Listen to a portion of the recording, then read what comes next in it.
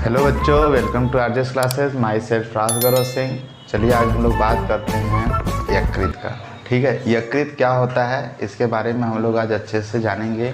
यकृत के कार्य के बारे में हम लोग जानेंगे। यकृत की संरचना कैसी होती है, सब कुछ यकृत के बारे में जानेंगे। यकृत क्या करता है, कैसे करता है, कब करता है, क्यों करता है, ये सब कुछ हम लोग यकृत के बारे में जानेंगे। यकृत जो होता है, अब हम लोग क्या पढ़ रहे हैं, यकृत क्या है, एक पाचक ग्रंथि है। पाचक ग्रंथि यानी कि हम लोग इसके पहले हम लोग पढ़ चुके हैं क्या, इसके पहले हम लोग अमाशय पढ़े हैं। अमाशय के पहले हम लोग ग्रास नली पढ़े हैं, मुख गुहा पढ़े हैं।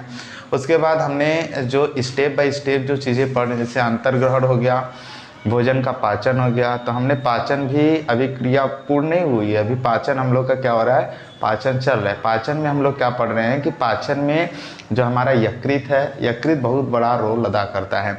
अगर हमारे शरीर में यकृत न हो तो हमारे शरीर में कोई भी चीज़ संचय या कोई भी अपशिष्ट पदार्थ शरीर से बाहर नहीं निकल सकती है।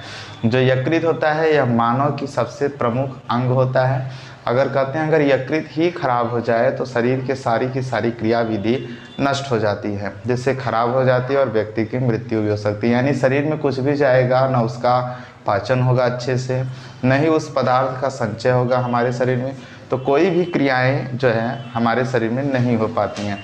ठीक है, तो हम लोग जानते हैं कि आखिरकार यकृत होता कैसा है, यकृत कैसा है। ठीक है, इसके बारे में जानेंगे। तो देखो बच्चों, जो यकृत होता है यह एक सबसे बड़ी, मनुष्य की सबसे बड़ी पाचक ग्रंथि होती है और पाचक अंग भी होता है। और यदि अंग की बात करें कि मानव मनुष्य में सबसे बड़े अंग, तो मानव में सबसे बड़ी जो अंग होता है वह त्वचा होता है, जिसे कहते हैं स्किन। स्किन मनुष्य की सबसे बड़ी अंग होती है। लेकिन अगर पाचक अंग और पाचक ग्रंथि के बारे में पूछे तो आप सीधे सीधे कहेंगे कि यकृत। कौन होगा, यकृत। यकृत क्या होता है, मनुष्य की सबसे बड़ी पाचक ग्रंथि एवं पाचक अंग होता है, जिसका भार 1500 ग्राम होता है। कितना होता है, 1500 ग्राम होता है। यह यकृत डायाफ्राम के नीचे तथा अमाशय के ऊपर स्थित होता है। यानी अगर कहें तो जो हमारा फेफड़ा है, जो हमारा लंग्स है, यह जो लंग्स है, ये देखो जो लंग्स है, लंग्स के नीचे एक हड्डी पाई जाती है जिस पे हमारा लंग्स टिका हुआ है। इस लंग्स के नीचे एक उपास्थि नुमा हड्डी का एक प्लेट पाया जाता है, जिसे हम लोग कहते हैं डायाफ्राम। इस डायाफ्राम के नीचे पेट के ऊपर, कहाँ, डायाफ्राम के नीचे पेट के ऊपर जो स्थान होता है वहीं पे पाया जाता है यकृत। क्या पाया जाता है, यकृत। यहाँ एक चीज़ लिखा है, डायफ्राम के नीचे तथा अमाशय के ऊपर पाया जाता है। इतना बात क्लियर है। अब हम लोग बात करते हैं यकृत की संरचना के बारे में कि यकृत की संरचना कैसी होती है। ठीक है, तो देखो यकृत जो होते हैं, यकृत में कितने लोब पाए जाते हैं, 2 लोब पाए जाते हैं। एक बाईं लोब और दूसरा होता है दाईं लोब। यह जो बाईं पाली होती है यह दाईं पाली से बड़ी होती है और दाईं पाली छोटी होती है। और इसके ऊपर देखो जो डायाफ्राम है, डायाफ्राम के नीचे एक उपास्थि हड्डी है। इस डायाफ्राम से क्या है कि ये जो यकृत है यह जुड़ा हुआ है। क्या है, जुड़ा हुआ है। जैसे हम लोग क्या करते हैं, कुआं से अगर बाल्टी से पानी भर के निकालते हैं तो रस्सी के द्वारा क्या, बल्टी जुड़ा हुआ है, तो बल्टी जुड़ा है, वैसे ही यह लिगामेंट के द्वारा यकृत क्या है, जुड़ा हुआ है कि यकृत उससे हिलेगा नहीं। तो यह बात समझ, जिसके द्वारा जुड़ा है उसे हम लोग बोलेंगे हसियाकार तंतु। क्या बोलेंगे, हसियाकार तंतु। ये जो हसियाकार तंतु होता है यह जोड़े रहता है किसको, एक और लिगामेंट जिसे बोलते हैं फरोप्टी लिगामेंट। क्या बोलते हैं, फरोप्टी लिगामेंट। यह फरोप्टी लिगामेंट क्या करता है, तो यह डायाफ्राम और यकृत को जोड़े रखता है। बात क्लियर है। अब हम लोग आगे बात करेंगे कि आप देख पा रहे हैं कि यह जो यकृत होता है, यकृत में जो बाईं पाली है, बाईं पाली में आपको एक थैलीनुमा संरचना दिखाई दे रही है, जिसे हम लोग क्या बोलेंगे, पित्ताशय यानी गैल ब्लैडर। यह गैल ब्लैडर क्या होता है, तो ध्यान से समझना कि यह जो गैल ब्लैडर होता है यह यकृत के द्वारा बनाया गया पित्तरस का संचय करता है। और यह पित्तरस को संचय करके यह पित्तरस को संचय करके इस थैली में रखता है। जब जब भोजन का पाचन होगा, जब जब भोजन को पचाने की आवश्यकता होगी, तब तब इस पित्ताशय से क्या निकलेगा, पित्तरस निकल के कहाँ आएगा, ग्रहणी में। ग्रहणी क्या होता है, ग्रहणी छोटी आंत का प्रथम भाग होता है जिसे हम लोग ड्यूडेनम कहते हैं। इसी भाग में भोजन का पाचन होता है। ठीक है, अब देखो ये जो ग्रहणी है, यह जो पोर्शन देख पा रहे हो, यह पोर्शन क्या है, ग्रहणी है। ठीक है, अब इस ग्रहणी में देख पा रहे हो कि एक पित्तरस, अग्नाशयी रस और भोजन जब आपस में मिलते हैं तो इस भाग को बोलते हैं सक्कस, एंटेरिकस बोलते हैं। और ध्यान से देखना कि पित्तरस से, आप लोग देखो ध्यान से कि यह जो पित्ताशय है, पित्ताशय से क्या आ रहा है, पित्तरस आ रहा है। कहाँ आ रहा है, यह पित्तरस आ रहा है कहाँ पे, ग्रहणी वाले भाग में। यह क्या है, यह पत्ती नुमा जो संरचना दिखाई दे रही है, पत्ती नुमा जो संरचना है, इसे हम लोग बोलेंगे अग्नाशय। अग्नाशय को बोलते हैं पैनक्रियाज। क्या बोलते हैं, पैनक्रियाज। यह पैनक्रियाज में जो नली दिखाई दे रही है, इन नलियों को क्या बोलेंगे, अग्नाशयी नली। अग्नाशयी नली के द्वारा यह जो अग्नाशय है क्या बनाता है, अग्नाशय रस। इस अग्नाशय रस जितना बनाते हैं, अग्नाशयी रस इसमें आते हैं, नली में आते हैं, और नली से होते हुए कहाँ जाते हैं, तो यह एक दरवाजे के पास जाते हैं। कहाँ जाते हैं, दरवाजे के पास जाते हैं। उस दरवाजे को बोलते हैं स्फिंक्टर ऑफ ओडी। यह स्फिंक्टर ऑफ ओडी तब खुलेगा जब ग्रहणी में भोजन आएगा। जैसे ही ग्रहणी में भोजन आएगा, ये दरवाजा खुलेगा। पित्ताशय से पित्तरस, अग्नाशय से अग्नाशयी रस, दोनों रस इसमें आएंगे और इसमें उपस्थित जो भोजन होंगी उस भोजन को पचा देती हैं। इस प्रकार हम कहते हैं कि छोटी आंत में भोजन का पूर्ण पाचन होता है। बात समझ में आ रही है। तो ये यहाँ से क्या आ रहा है, पित्तरस आ रहा है पित्ताशय से। अग्नाशय से क्या आ रहा है, अग्नाशयी रस। कहाँ जा रहे हैं, ग्रहणी में जा रहे हैं। कहाँ से खुलेंगे, जहाँ से खुलते हैं वहाँ एक दरवाजा होता है जिसे क्या बोलते हैं, स्फिंक्टर ऑफ ओडी बोलते हैं। अगर पित्तरस, अग्नाशयी रस, भोजन यदि आपस में कहाँ मिलते हैं, ग्रहणी में, तो उस भाग को हम लोग बोलते हैं सक्कस, एंटेरिकस। बात क्लियर है। तो इस यकृत में हम क्या पढ़ेंगे, यकृत में हम लोग पढ़ेंगे कि यकृत के द्वारा क्या बनाया गया है। यकृत के द्वारा बनाया गया है पित्तरस। यह पित्तरस क्या होता है, प्रकृति में क्षारीय होता है, जो कि भोजन को पचाने में महत्वपूर्ण भूमिका निभाता है। यह भोजन को पचाने से लेकर बहुत सारा कार्य करता है। इसका हम लोग कार्य पढ़ेंगे। यकृत क्या होता, यकृत की संरचना के बारे में हमने जाना, अब हम इसके कार्य पढ़ेंगे और यकृत के कुछ उसके बारे में जानेंगे, यकृत क्या होता है। तो उसको हम लिखते हैं और फिर समझते हैं। फिर उसके बाद हम लोग अगला टॉपिक पढ़ेंगे पित्ताशय। ठीक है, तो देखो हम लोग बात कर रहे थे कि यकृत जो होता है, तो देखो हम लोग बात कर रहे थे यकृत। तो यकृत क्या होता है, यकृत में अभी हमने क्या पढ़ा, अभी हमने पढ़ा संरचना। संरचना के बाद हम लोग पढ़ रहे हैं यकृत का क्या होता है। ठीक है, यकृत के बारे में पढ़ेंगे कि देखो यकृत जो होता है मानव शरीर की सबसे बड़ी ग्रंथि होती है एवं पाचक अंग भी होता है, जिसका भार 1500 ग्राम होता है। कितना होता है, इसका भार 1500 ग्राम होता है। यह कहाँ स्थित होता है, तो डायफ्राम के नीचे तथा अमाशय के ऊपर स्थित होता है। अभी हमने इसका जस्ट लोकेशन बताया, कहाँ, डायफ्राम के नीचे तथा अमाशय के ऊपर स्थित होता है। यकृत के पिंड अनेक बहुभुजीय पिंडकों से बने होते हैं। यानी जो यकृत होते हैं, यकृत के दो पिंड थे, दोनों पिंड जो है बहुत प्रकार के पिंडकों से बने होते हैं। ये जो पिंडक होते हैं, छोटे छोटे पिंड होते हैं, उस पिंडकों को हम लोग बोलते हैं ग्लिसन्स कैप्सूल, यानी ग्लिसन संपुट बोलते हैं। ये ग्लिसन संपुट क्या करते हैं, यकृत कोशिकाओं का निर्माण करते हैं। यही यकृत कोशिकाएं क्या बनाती हैं, पित्तरस का निर्माण करती हैं। ये जो पित्तरस होता है, इसमें पाचक एंजाइम नहीं पाए जाते हैं। क्या नहीं पाए जाते हैं, इसमें पाचक एंजाइम नहीं पाए जाते हैं, परंतु लेकिन यह वसा के पाचन में मदद करता है। क्या हमने जाना, हमने ये जाना कि जो यकृत के द्वारा बनाया गया जो पित्तरस होता है, यह पित्तरस प्रकृति में क्षारीय होता है, लेकिन इसमें किसी प्रकार की पाचक एंजाइम नहीं पाई जाती है। लेकिन हाँ, पित्तरस का महत्वपूर्ण कार्य ये है कि वसा का इमल्सीकरण करता है। यानी वसा को, जो वसा के मॉलिक्यूल्स होते हैं, बड़े बड़े मॉलिक्यूल्स होते हैं, उसको छोटे छोटे मॉलिक्यूल्स में तोड़ देता है। जिससे क्या होते हैं कि वो जो वसा के छोटे छोटे कण होते हैं, जब टूट जाते हैं तो आसानी से इनका पाचन कर लिया जाता है। ठीक है, अब बात करते हैं कि जो पित्तरस होता है ये यकृत पित्तरस को बनाते रहता है और एक थैली नुमा संरचना होती है जिसे अभी हमने क्या बताया था, गैल ब्लैडर यानी पित्ताशय। उस पित्ताशय में इसको क्या कर लेता है, इकट्ठा कर लेता है। बात समझ में आ रही है। अब हम लोग आगे बात करते हैं कि यकृत का कार्य क्या होता है। तो यकृत का कार्य देखो हम लोग पढ़ेंगे कि यकृत पित्तरस का स्राव करती है। क्या करती है, पित्तरस का स्राव करती है। यह पित्तरस का स्राव करती है तो इसका पित्तरस क्या करता है, यह पित्तरस क्या करता है कि जो अमाशय, क्या अमाशय से क्या आया रहता है, अमाशयी रस।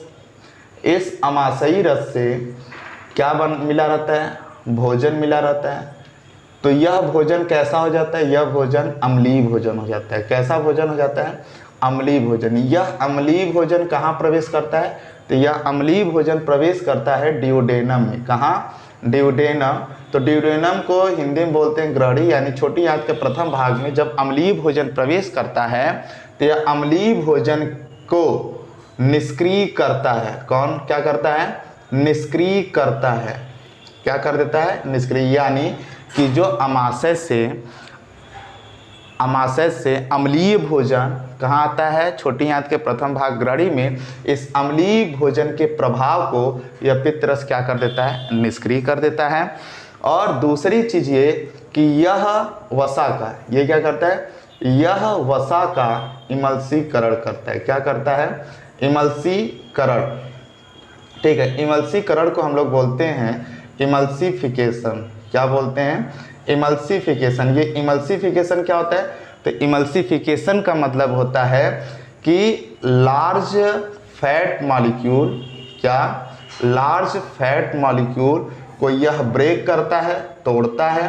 किसमें, स्मॉल फैट मॉलिक्यूल, यानी छोटे छोटे वसा के अणुओं में तोड़ देता है। जैसे मान लो यह क्या है, यह वसा का एक बड़ा मॉलिक्यूल है, इस पे क्या आया, बाइल जूस यानी पित्तरस आया। यह जब पित्तरस इस पे आया तो वसा के छोटे छोटे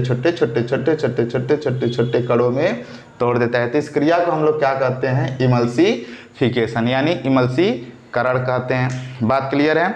अब हम लोग आगे बात करते हैं दूसरा कार्य। तो दूसरा कार्य देखो बच्चों क्या होता है, दूसरा कार्य हम लोग पढ़ेंगे कि यह ग्लाइकोजन का संचय करता है। क्या करता है, यह ग्लाइकोजन का संचय करता है। यह ग्लाइकोजन क्या होता है, तो ग्लाइकोजन याद रखना है कि जो भी हम खाना खाए रहते हैं, क्या खाए रहते हैं, खाना वाना खाए रहते हैं, तो खाना में जैसे दूसरा कार्य क्या है, ग्लाइकोजन का संचय। क्या, ग्लाइकोजन का संचय। इस ग्लाइकोजन को हम लोग बोल सकते हैं वसा। क्या बोल सकते हैं, वसा।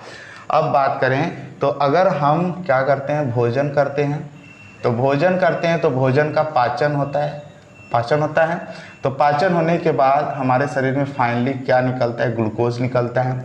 तो अब इस ग्लूकोज के जो अणु हैं अभी हमारे ब्लड में क्या होते हैं, फैल जाते हैं। ब्लड में क्या होते हैं, यानी जो हमारी रुधिर होती है उसमें फैल जाते हैं। तो फैल जाते हैं तो जो यकृत होता है वो कहता है कि ये ग्लूकोज इधर उधर घूम रहे हैं, इनको एक जगह संचित कर दिया जाता है।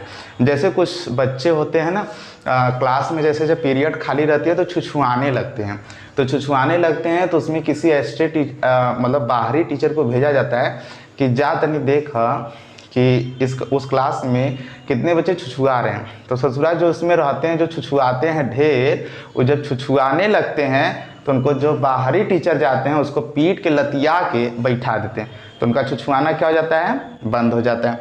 वैसे ही ग्लूकोजवा होता है, जब भी खानवा पर भोजन जब पच जाता है तभी छुछुआने लगता है, किसमें, रुधिरवा में। तो जब भी रुधिर में छुछुआने लगता है तो लीवर क्या करता है कि जाओ इसको पकड़ो, अब पकड़ के इसे ग्लाइकोजन में संचय कर दो। तो यह इसको वसा में संचय कर दिया जाता है। तो इसका छुछुआना क्या हो गया, बंद हो गया। बात समझ में आई कि क्या करता है, ग्लाइकोजन का संचय करके रखता है, यानी वसा का संचय करता है। ये बात क्लियर है। अब हम लोग दूसरा बात करते हैं कि इसे हम लोग बोल सकते हैं वसा का संश्लेषण भी करना होता है। अब दूसरी चीज़ देखो कि तीसरा कार्य ये है कि यह हिपैरिन का स्राव करता है। क्या स्राव करता है, हिपैरिन। एक चीज़ याद रखना कि हिपैरिन जो होता है यह प्रतिस्कंधक होता है। क्या होता है, प्रतिस्कंधक होता है। यह प्रतिस्कंधक का मतलब ये होता है कि जैसे मान लो ये हमारा रुधिर वाहिनी है, क्या है, रुधिर वाहिनी है। रुधिर वाहिनी में क्या बह रहा है, ब्लड बह रहा है। तो यह ब्लड क्या हो, इस रुधिर वाहिनी में जम न जाए, क्या न हो जाए, जम न जाए। इसको जमने से यह हिपैरिनवा क्या करता है, रोकता है। यह हिपैरिन क्या करता है, इसको रोकता है। कि रुधिर वाहिनी में क्या, ध्यान सुनना, कि हिपैरिन को कौन बनाता है, हिपैरिन को यकृत बनाता है। यह हिपैरिन क्या होता है, एक प्रतिस्कंधक होता है, ठीक है, जिससे हम लोग बोलते हैं कोगुलेशन पिगमेंट। क्या बोलते हैं, कोगुलेशन पिगमेंट, ठीक है। यह जो प्रतिस्कंधक होता है ना, यह प्रतिस्कंधक क्या करता है कि रुधिर वाहिनियों में बहने वाले रुधिर को रुधिर वाहिनी में जमने से रोकता है। कौन, हिपैरिन। इसका निर्माण कौन करता है, तो इसका निर्माण यकृत करता है। ये बात क्लियर है। तो यकृत क्या कर रहा है, हिपैरिन का निर्माण कर रहा है। हिपैरिन क्या है, एक प्रतिस्कंधक होता है। अब हम लोग आगे बात करते हैं कि जो यकृत होता है, यकृत ये और क्या करता है। तो यकृत, ध्यान से देखना कि यकृत इसका चौथा कार्य हम लोग जानेंगे जो कि इम्पॉर्टेंट है। कुछ कार्य हैं जो इम्पॉर्टेंट है, इस इम्पॉर्टेंट कार्य को ही हम बताते हैं, ठीक है। ध्यान से समझो कि यह क्या करता है कि सिक्रीशन ऑफ बाइल, यानी यह पित्त वर्णक, क्या, पित्त वर्णक का स्राव करता है। क्या करता है, पित्त वर्णक का पित्त वर्णक का स्राव या उत्सर्जन करता है। क्या करता है, पित्त वर्णक का स्राव या उत्सर्जन करता है। अब ये पित्त वर्णक क्या होते हैं, तो पित्त वर्णक को हम लोग बोलते हैं इंग्लिश में बाइल पिगमेंट। क्या बोलते हैं, बाइल पिगमेंट। यह बाइल पिगमेंट दो होते हैं, एक होते हैं बिलिरुबिन तथा दूसरा होता है बिलिवर्डिन। दूसरा क्या होता है, बिलिवर्डिन, ठीक है। यह दो जो पित्तवर्णक होते हैं, ये दोनों पित्तवर्णक कहाँ से स्राव होते हैं या इसका उत्सर्जन कहाँ से किया जाता है, तो यकृत के द्वारा किया जाता है। अब यह क्या करते हैं, पित्तवर्णक, यह पित्तवर्णक ज़्यादा कुछ विशेष कार्य नहीं करते हैं। यह पित्तवर्णक वास्तव में जो होते हैं, यह आरबीसी का उत्सर्जी पदार्थ होता है। यह आरबीसी का क्या होता है, उत्सर्जी पदार्थ होता है। तो यह बिलिरुबिन तथा बिलिवर्डिन क्या होते हैं, यह बिलिरुबिन बिलिवर्डिन पित्तवर्णक होते हैं, बाइल पिगमेंट होते हैं, जिसका स्राव यानी जिसकी उत्पत्ति कहाँ से होती है, आरबीसी से होती है। यह आरबीसी का क्या होते हैं, उत्सर्जी पदार्थ होते हैं। ये जो उत्सर्जी पदार्थ होता है, इस उत्सर्जी पदार्थ को यकृत छानता है। यकृत क्या करता है, छानता है। और छानने के बाद यह क्या करता है, यह छानने के बाद रुधिर वाहिनियों में छोड़ देता है। रुधिर वाहिनियों में क्या कर देता है, छोड़ देता है। तो यह जब रुधिर वाहिनियों में छोड़ देता है तो यह दोनों पित्तवर्णक शरीर के कुछ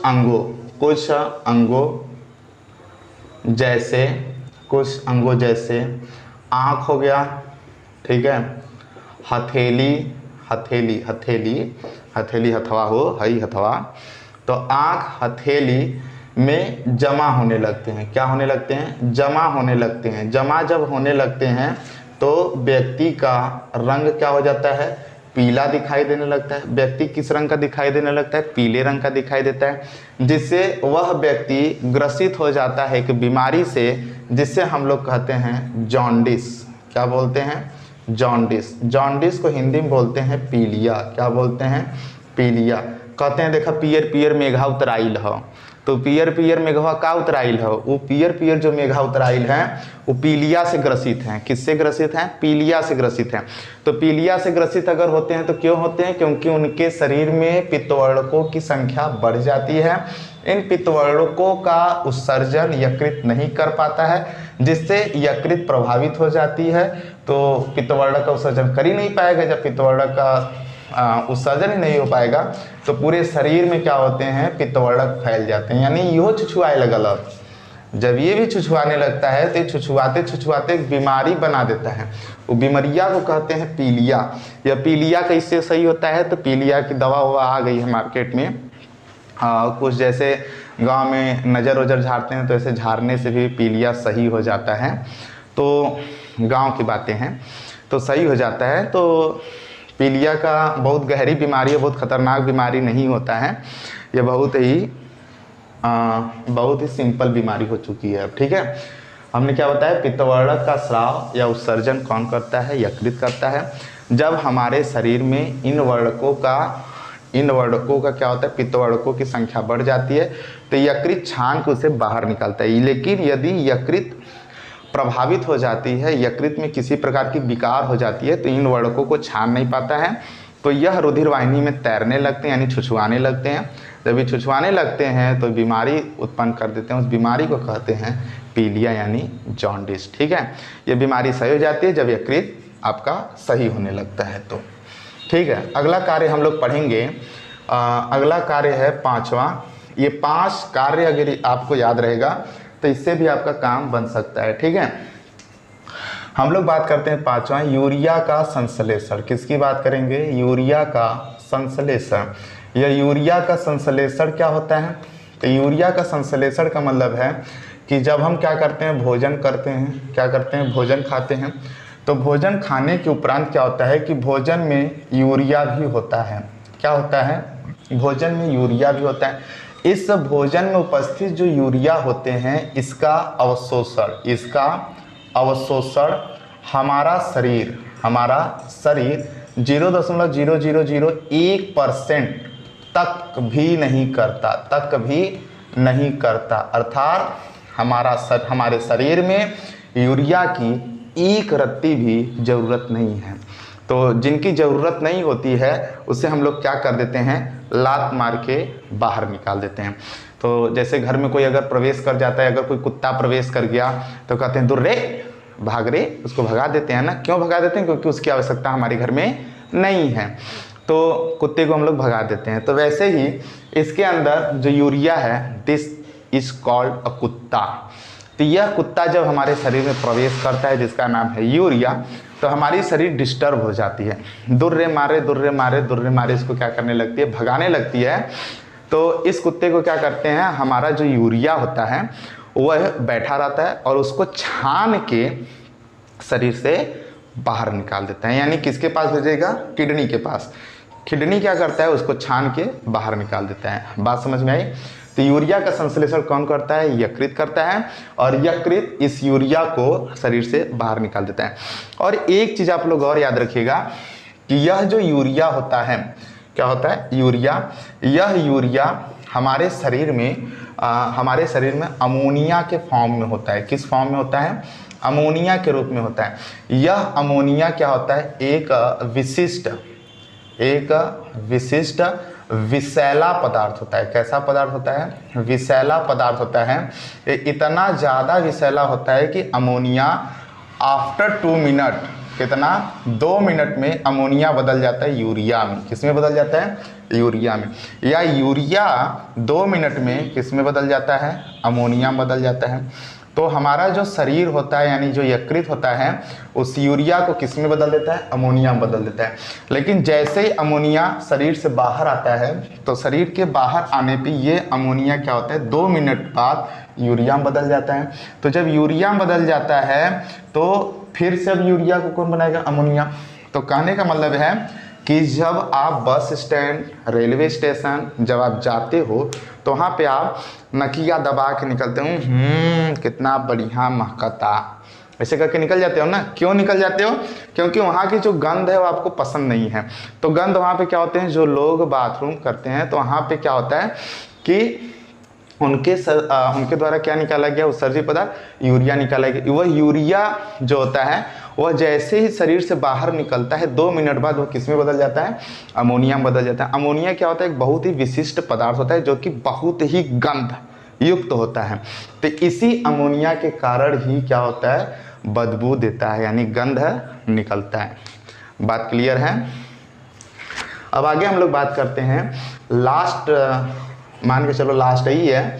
लास्ट हम लोग का ये है कि जो हमारा यकृत होता है, यकृत एक और विशिष्ट काम करता है, एक दो प्रकार के और विशिष्ट प्रतिस्कंधक का निर्माण करता है, प्रतिस्कंधक का निर्माण करता है। यह जो प्रतिस्कंधक होते हैं इनको बोलते हैं प्रोथ्रोम्बिन। क्या बोलते हैं, प्रोथ्रोम्बिन तथा प्रोथ्रोम्बिन तथा फाइब्रिनोजिन तथा फाइब्रिनोजिन, ठीक है, इंग्लिश में फाइब्रिनोजिन, इसे क्या कहते हैं, फाइब्रिनोजेन कहते हैं। यह दोनों हार्मोन क्या करते हैं कि जब हमें चोट लगता है, क्या लगता है, चोट लगता है, तो चोट लगने के उपरांत रुधिर के थक्का बनाने में मदद करते हैं। रुधिर के थक्का बनाने में क्या करते हैं, मदद करते हैं। कौन करते हैं, तो मदद करता है कौन, प्रोथ्रोम्बिन और फाइब्रिनोजिन। तो ये था हमारा यकृत का कार्य। आई होप आपको बहुत अच्छा लगा होगा वीडियो। तो अब हम लोग पढ़ेंगे पित्ताशय। अब हम लोग क्या पढ़ेंगे, पित्ताशय। पित्ताशय क्या होता है, एक थोड़ा सा समझ लेते हैं कि यह जो पित्ताशय होता है, यह पित्ताशय हम लोग समझ लेते हैं कि पित्ताशय क्या होता है। तो पित्ताशय जो होता है जिसे हम लोग क्या बोलते हैं, गैल ब्लैडर बोलते हैं। यह पित्ताशय कहाँ होता है, तो यह पित्ताशय यकृत के ऊपर एक थैलीनुमा संरचना होती है। कैसी होती है, थैलीनुमा संरचना होती है। इस संरचना में हमारा क्या होता है, पित्ताशय स्थित होता है। बात समझ में आ रही है। तो यह जो पित्ताशय होता है क्या करता है, यकृत के द्वारा, किसके द्वारा, यकृत के द्वारा बनाए गए क्या, पित्तरस, यकृत के द्वारा बनाए गए पित्तरस का क्या करती है, संचय करती है। जब ये संचय करके रख लेती है, जब हमारे शरीर में भोजन पचने का आवश्यकता होता है, तब यह पित्तरस बाहर निकलता है और भोजन को पचाने में मदद करता है। जनरली यह पित्तरस का स्राव तब अधिक होता है जब हम वसा युक्त भोजन अधिक करते हैं। तो वसा युक्त भोजन के लिए यह ज़्यादा स्राव होता है। ठीक है, तो आई होप वीडियो आपको बहुत अच्छी लगी होगी। अगर वीडियो आपको अच्छी लगी है तो एक लाइक कर दीजिएगा, जिससे हमारा मोटिवेशन बना रहे कि हमें भी पता चले कि मतलब नहीं वीडियो कैसा बन रहा है। अगर जो भी कुछ प्रॉब्लम है आप उस पर हमको लिख के भेज सकते हैं कि मतलब वीडियो कैसा बन रहा है। ठीक है, अगले वीडियो में जो हमारा टॉपिक होगा वो टॉपिक होगा अग्नाशय। ठीक है, पहले हम लोग पढ़ेंगे कि अग्नाशय की संरचना क्या होती है, अग्नाशय का आकार कैसा होता है, अग्नाशय के बारे में पढ़ेंगे, और फिर अग्नाशय से क्या क्या स्रावित होता है इसके बारे में हम लोग पढ़ेंगे। ठीक है, तो बाय बाय, जय हिंद।